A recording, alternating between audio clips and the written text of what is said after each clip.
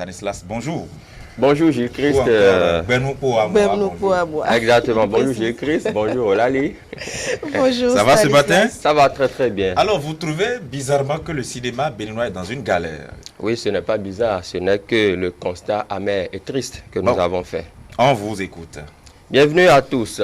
Secteur bouillant de la culture, le cinéma béninois a connu des débuts heureux, mais ces heures de gloire se sont très vite éteintes face aux difficultés sociopolitiques et parfois même économiques. Un secret de polichinelle donc sous nos cieux, le 7e art a longtemps végété dans une léthargie sans précédent et tous les acteurs de la chaîne s'accordent à le reconnaître.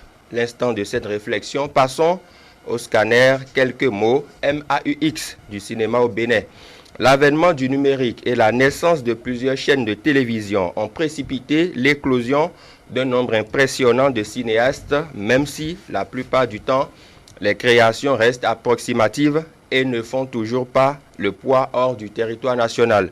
Dans cette veine, les professionnels du cinéma dans leur ensemble reconnaissent que malgré tout, les productions restent des diamants bruts à tailler. Le cinéma, faut-il le rappeler, est un art et tout art est fait de principes qui sont enseignés dans une école. Le cinéaste béninois manque cruellement de formation, certains tablant beaucoup plus sur un essai sur le tas ou encore sur un don mal aiguisé. Ailleurs, d'autres encore humoristes bontins se prennent pour des cinéastes alors qu'ils sont très loin dans le classement. Et l'absence de formation pour peaufiner leur talent confère un succès parfois éphémère, la gloire aidant. Ils ont au fait de tomber dans l'autosuffisance. Produire un film requiert des préalables, parmi lesquels l'écriture du scénario. Aussi ahurissant que cela puisse paraître, il y a des films dont le scénario est rédigé en 2 mois. Oui, en 2 mois. D'autres d'ailleurs sont écrits sur le lieu du tournage ou encore vous allez tomber des nues. Sur un coup de tête, on se réunit pour une production spontanée sans préalable fondamental. Dans ces conditions, quels résultats attendons-nous? Au final, l'autre aspect véritable boulet du cinéma dans notre pays est l'absence de loi réglementaire pour le secteur. Autrement dit, la promulgation d'un code fiable et existant qui se fait attendre et on espère que sous la rupture, cela se fera. Il n'existe pas encore une loi qui permette à l'artiste d'avoir un statut plus crédible. Les salles de cinéma, tenez-vous tranquille, qui existaient ont laissé leur place à tout sauf à du cinéma, même si le cinéma au Bénin, chez Espoir, garde toutes ses chances. Dans le lot de ceux qui se font appeler par abus cinéastes ou encore acteurs de cinéma, figurent en bonne place ceux qui ont le talent sans la formation et ceux qui sont passionnés sans être faits pour le 7e art. C'est 2 choses différentes. Chaque année, beaucoup de films d'école sont produits par les étudiants sortis des instituts supérieurs ou des écoles de formation. Il y en a qui font un effort d'originalité, mais comme le dit l'adage, tant qu'il reste à faire, c'est que rien n'est fait. Autant dire que Were Were Liking, dans sa citation, je dis, l'artiste africain d'aujourd'hui ne doit pas se renier et renier son devoir de créer en tant qu'homme un homme dans une ère sidérable et qu'il l'exprime par sa sensibilité spécifique.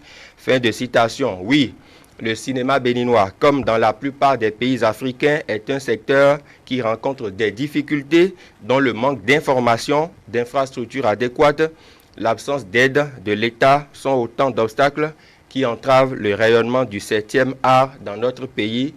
Gardons espoir.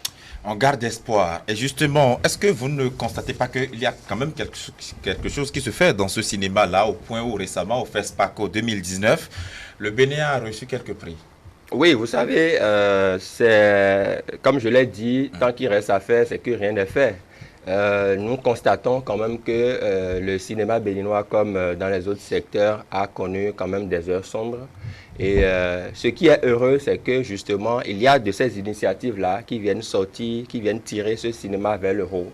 Mais vous n'êtes pas sans savoir que le FESPACO, c'est quand même un festival panafricain qui a qui a cours au Burkina Faso et qui réunit quand même beaucoup de producteurs de films, même dans divers secteurs aussi, de la culture, qui viennent d'un peu partout, voilà, pour se réunir. Mais au-delà de ça, disons que au Bénin, le cinéma béninois a longtemps été un secteur très ouvert. Vous voyez, quand vous constatez des personnes qui peuvent être capables de faire rire leurs camarades, ils se disent producteurs de cinéma ou cinéastes, ce qui n'est pas fondamentalement le cas. Il y a une différence à faire entre un humoriste et un cinéaste. Vous voyez? Encore que parfois, il y a des humoristes qui ne font pas rire. Oui, justement, vous le dites si bien, les exemples sont là, même si on ne va pas les donner de peur de frustrer tel ou tel. Oui. Mais il y a quand même des gens qui sont humoristes et qui ne sont pas des producteurs de cinéma. Et vous savez, le cinéma, par définition simple pour ceux qui nous suivent, c'est un art qui a pour but d'exposer un film à un public donné. Donc, tant que le film n'est pas réalisé et destiné à un public, on ne peut pas l'appeler cinéma. Et donc, tous ceux-là qui font du sketch, par exemple, de l'humour de 15, de 20 minutes, ne font pas encore ce qu'on peut appeler du cinéma en termes professionnels. L'autre chose aussi, c'est qu'il y a des gens qui ont un don, mais qui n'arrivent pas à se faire former. Parce qu'une chose est d'avoir le don, mais le monde dans lequel nous évoluons aujourd'hui requiert une certaine formation. C'est comme dans le journalisme, où beaucoup de personnes pensent qu'il faut savoir parler français pour le faire. C'est faux. Il faut avoir des aptitudes, mais aussi se faire former. Donc, dans le cinéma, il y a ces préalables-là.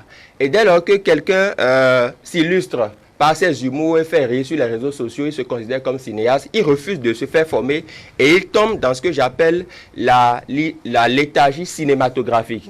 C'est-à-dire qu'il est là au quartier, tout le monde le connaît comme bon cinéaste, alors que sur le plan national et même international, il ne vaut pas grand-chose. On ne peut même pas l'inviter à des films internationaux parce que justement, il ne pèse pas. Donc j'appelle ce matin à une certaine formation. Il faudrait que ceux qui ont le génie en matière de cinéma puissent se faire former. Il y a beaucoup d'écoles, on ne va pas citer les noms pour ne pas leur faire de la publicité. Mais justement, il y a de ces écoles-là qui forment dans le domaine du cinéma. Donc, si vous avez le talent, allez aiguiser votre talent pour pouvoir être efficace parce que nous sommes...